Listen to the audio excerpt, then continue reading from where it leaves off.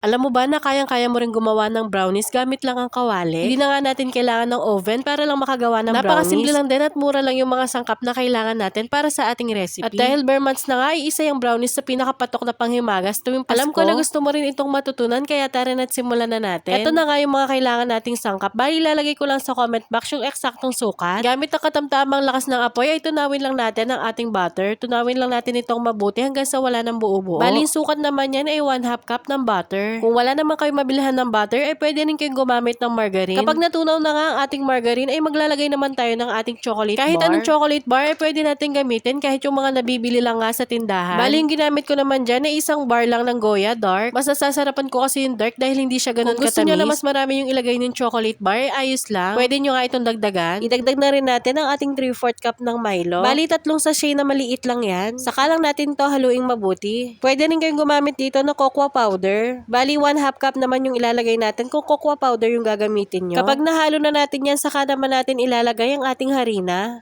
Bali, 3/4 cup ng harina ang kailangan natin para sa ating recipe. Kailangan natin salain ang ating harina para hindi maisama yung mga buo-buo. Haluin lang natin ang ating mga sangkap. Lutuin lang natin ito ng medium to low heat pa rin yung lakas ng apoy. Pagkatapos, isara na muna natin ang ating kalan. Huwag muna natin itong buksan dahil maglalagay na tayo ng isang perasong itlog. Kailangan natin itong isara para hindi maprito ang ating itlog. Saka na natin ito haluing mabuti hanggang sa may halo na natin ang ating itlog sa ating mga sangkap. At kapag nahalo na natin yan, saka na natin ulit bubuksan ang ating kalan. Gamit lang ulit ang katamtamang lakas ng apoy. Dito na nga natin lulutuin yung ating brownies. Bali, lutuin lang natin ito hanggang sa medyo mag-dry na. Bali, baliktarin lang natin ito para malutong mabuti. Huwag natin hahayaan na maging sobrang dry ang ating brownies. Dapat ay moist pa to para hindi siya ma-overcook at mag-dry ang ating mixture. Pag ganyan ang itsura ng ating brownies ay ayos na yan. Saka na natin ito isalin sa ating container.